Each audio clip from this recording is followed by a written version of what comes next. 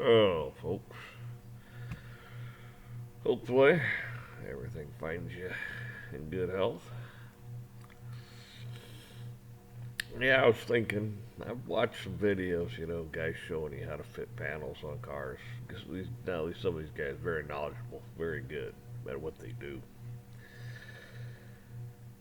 And I'm sure, I don't watch all the videos. Who's got that kind of time? But my thing is maybe we'll do a video sometime on how to set the gun up. Your MIG. Maybe go over, you know, a decent MIG. There's so many different kinds out there now. Probably some of even your cheaper stuff, that we might have called junk or garbage years ago, might be pretty good stuff today. Technology's come a long way. Prices have come down. You don't need a great big huge machine. You know, 130, 40 amp machine probably all you need for sheet metal on a car. Maybe not even really that, but it's always buy. It's always a good idea to buy a little bit larger than you need.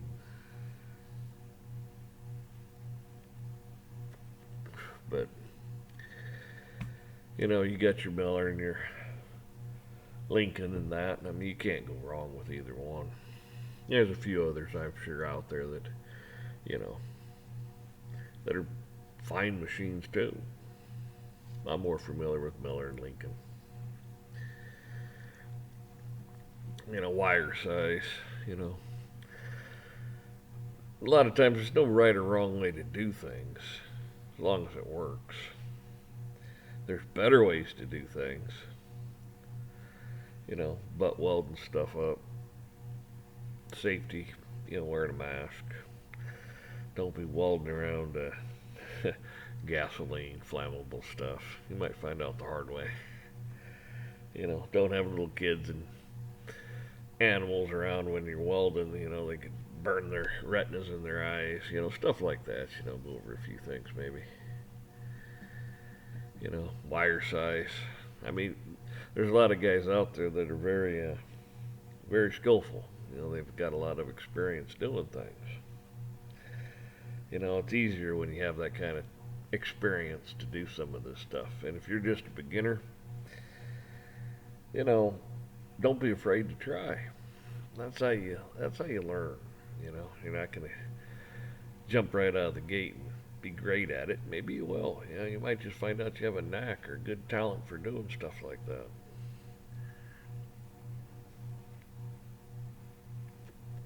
Usually by the time you get done, welding the panel in, you skip around so you don't warp the hell out of it. Use a smaller wire. Like I said, it depends on your talent and your skill level.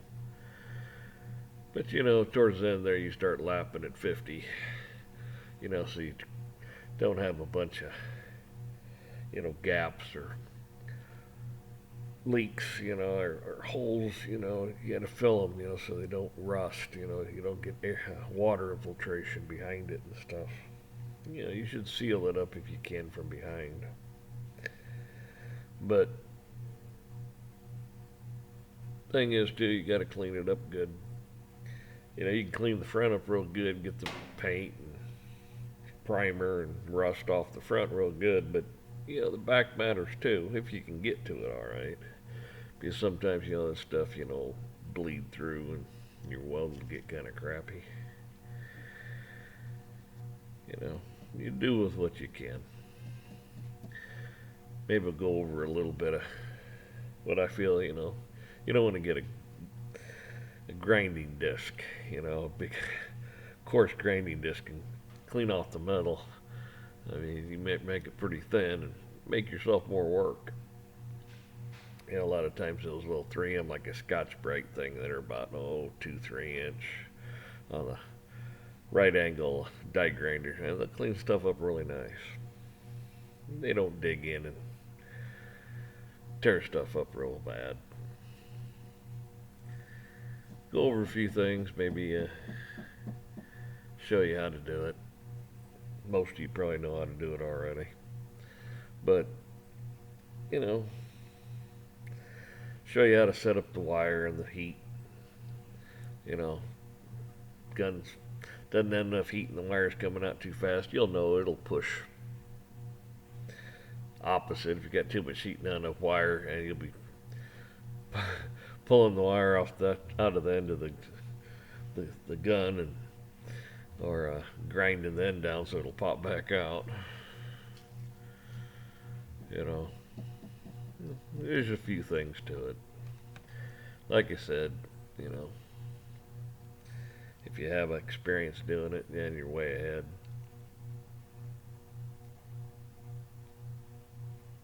But you got to learn somewhere.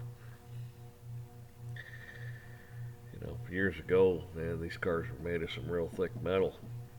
They got made it a lot easier to do body work on things, and they used to lead. I don't mess with that stuff anymore. I mean, I've done it. Not can't say I'm great at it. I'm not. You know, I've done it. You know, usually on a big scene. But you know, now my uncle, on the other hand, he was a body man, many years, and he had his own shop. You know, built rods and stuff out there in California. And now there's a guy, very talented. Had a lot of cars in magazines and stuff, you know, featured in that.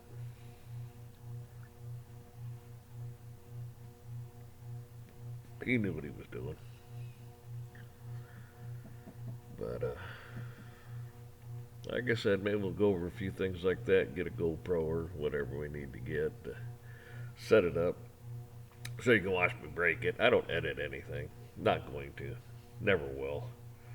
I don't even know if I'll fast forward things. I might. I don't know. I just don't. The least amount of time and effort I could put into this, the better for me. Like I said, I'm not going to sit here and edit a bunch of stuff. I don't watch the videos. I just put them right up. I'm not going to mess with it.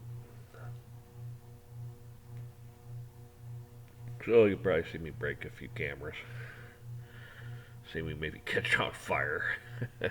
Anybody that's used a torch or anything like that, they know what I'm talking about. You know, berries falling down on the ground, land on your pants, and next thing you know, my God, you feel a little warm.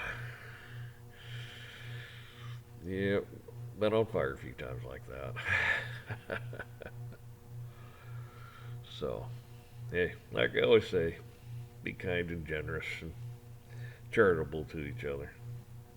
Try to make the world a better place every day.